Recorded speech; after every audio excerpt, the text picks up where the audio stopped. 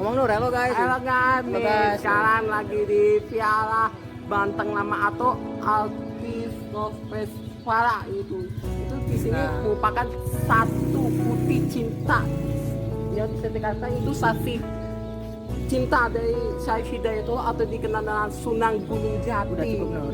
Nah, kita udah datang di Piara Apollo-Ketespara Banten Lama. Nah, di sini kita akan wawancara mengenai bagaimana sejarah dan perkembangannya, ya nggak Nur? Iya benar. Nah. Dari awal dari bagaimana via ini bisa berdiri kokoh di bumi Jawa Banten itu seperti apa, dan bagaimana pengaruh oleh masyarakat Tionghoa yang ada di provinsi Banten. Nah, sekalian kita juga akan sedikit wisata. Jadi ikutilah kami dan kakak-kakak. Yeay.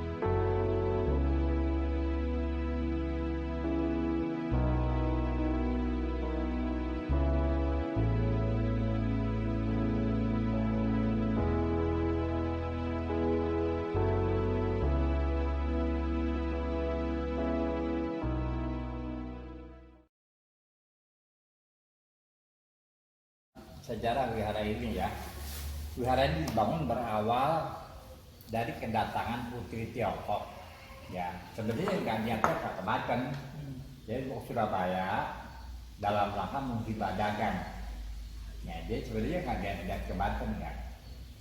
Nah, sampai Teluk Banten ini mereka melihat mercusuar masuk, pikir ngasih perbakalan lah, masuk di depan kali ini depannya ya, namanya Kali Kemiri ya.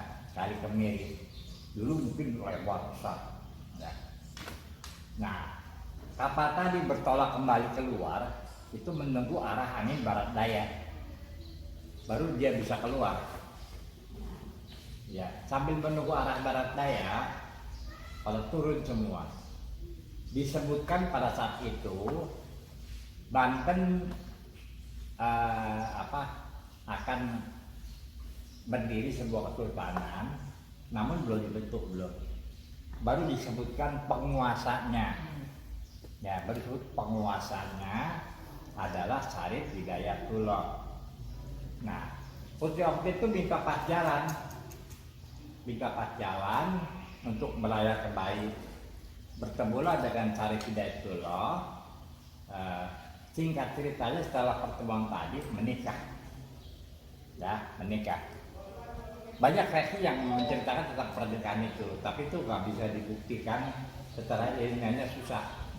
Ada yang mengatakan Putri Ompit tergila-gila, terus Syarif Hidayatullah orang sihir katanya.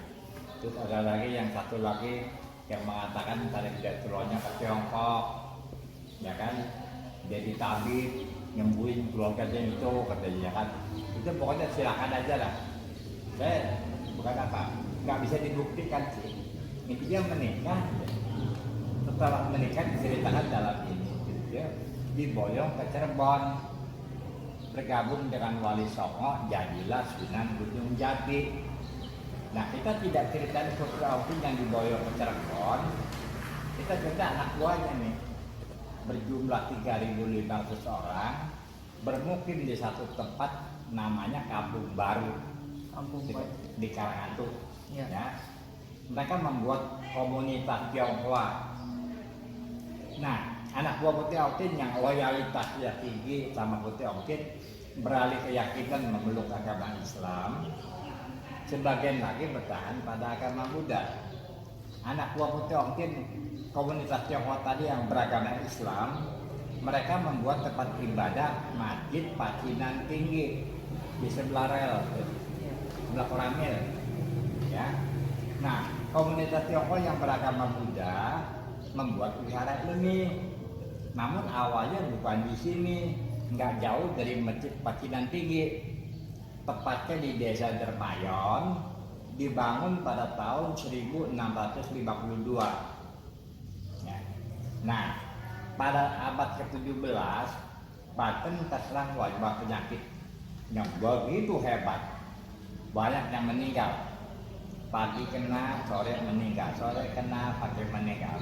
Oleh Kanjeng Sultan saat itu dimohon kepada pengurus wihara yang di Dermayon, patung Dewi Kuan Yin yang dibawa Bapak Jawa Budis diminta untuk dibawa ke diarah ke kampung bagi tolak palang. Ternyata berhasil. Nah, saat itu Kanjeng Sultan diberikan hadiah sebidang tanah di depan ini aja nih. Semula ya pindahlah wihara yang di Desa Dermayon ke sini, ke Kampung Pamarican tahun 1774. Nah, pada era 1883 saat Krakatau meletus, Banten terjadi tsunami 4 hari 4 malam, air sudah setinggi pohon kelapa, ya wihara ini tidak masuk air. Nah, itulah sampai terkenal sampai ke mancanegara sampai sekarang. Itu cerita singkatnya. Apa kita suara dalam bahasa Sanskerta yang berarti Dewi Kuan Yin. Dalam bahasa Sanskerta ya, itu artinya Dewi Kuan Yin. Karena ini Dewi Kuan Yin, tuan rumahnya Dewi Kuan Yin.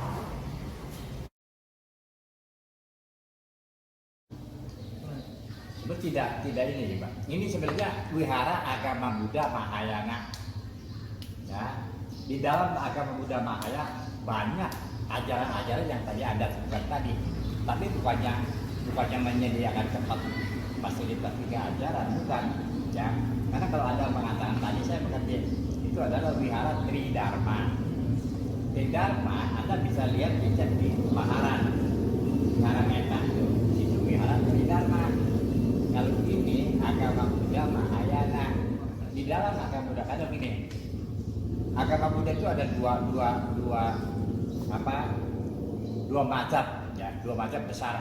Satu Theravada, yang kedua Mahayana. Ya. Nah, Mahayana ini punya sub. Kasogatan, Tridharma, ya kan, Tantrayana, itu.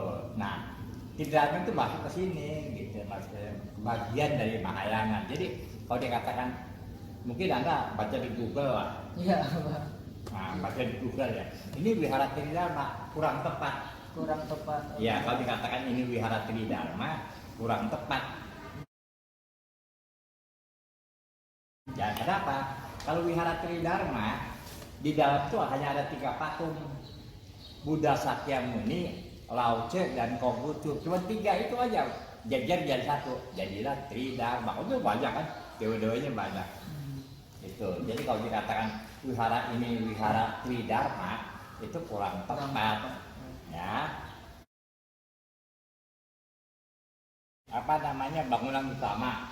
Bangunan utama ya tempat ritual. Ya, tempat ritual benar-benar bisa tempat sakral benar-benar. Jumlah ininya ada 16 altar, ya, ada 16 dewa-dewa aja, 16. Jadi itu satu, ya Anda lihat aja. Yang kedua ada aula, ketiga belakang ada Dhammasala. Dhammasala itu buat ngajar. Oh.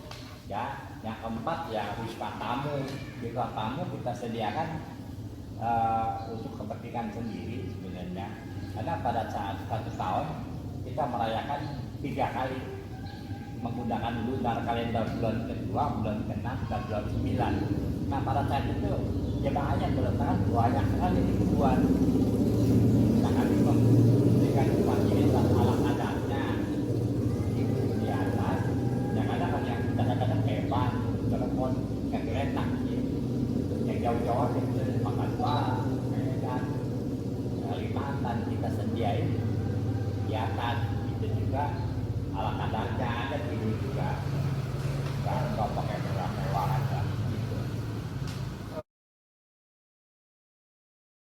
Ya, gini. Kalau kita berbicara toleransi ya, toleransi sebenarnya kan berawal dari diri kita sendiri. Ya mungkin warga sini mungkin sudah sikap toleransinya sudah tinggi mungkin ya. Karena nggak mungkin kalau memang kedua belah pihak mempunyai sifat yang toleransi yang tinggi, nggak mungkin. Itu pasti kedua belah pihak ya. Ada apa? Dari zaman dulu saya pun belum lahir mungkin itu diceritakan sama warga sini ya nggak apa-apa gitu, bahkan baik-baik aja. Nah, mengenai toleransi, kenapa kita misalnya sekarang pengurus membentuk sebuah apa yang kita bisa berikan kepada masyarakat sini, bukannya kampanye, bukan. Kita ciptakan yaitu bikin puskesmas. Tujuannya untuk orang sini, kalau dia sakit, kalau apa gitu ya, dengan hanya membayar Rp10.000 dikasih obat, periksa dokternya gratis. Nah kenyataannya orang sini nggak ada yang sakit, yang datang dari luar, dari Pamengkang, dari Keramat, bahkan dari Bojonegoro juga datang. Saya heran itu satu. Nah itu boleh bilang tanda kutip actionnya toleransi, ya kan? Itu suatu bukti lah, bukan cuma slogan toleransi itu kita buktikan. Itu kedua, Anda bisa lihat dagang sini, 1 sen pun kita nggak perlu bayar, ya. Padahal lahan parkir kita ya segini gini terkuat, ya kan? Ada dia memohon, Pak, ya buat ini Pak, nama-namain uang jajan, ya silakan lah. Itu bukti yang bisa ada.